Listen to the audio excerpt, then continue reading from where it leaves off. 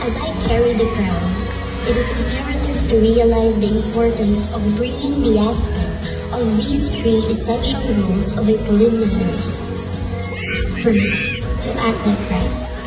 The act of showing humility, patience, obedience, charity, and love to our patients. The second is to serve patients with respect, dignity, and equality.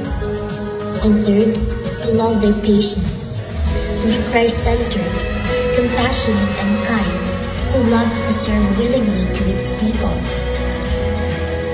These three important things accord synchronicity and interconnectedness towards ourselves and everyone we were surrounded with.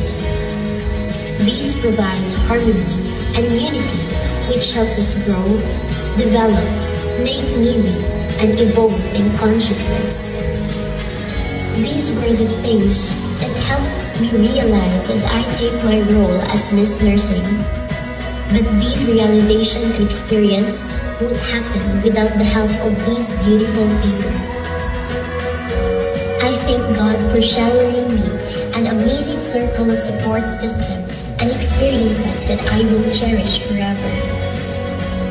My heart goes out to my team Oxygenation, who showed their unwavering support and shouted their hearts out when I was on stage.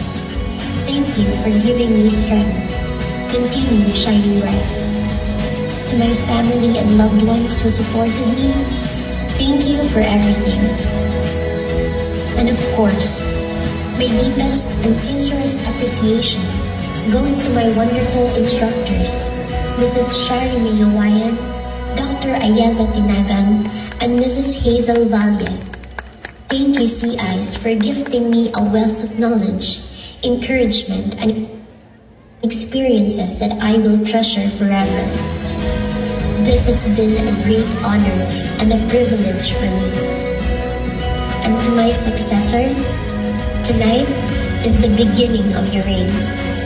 Know that it's not just a crown that makes a queen, but the heart that lies within.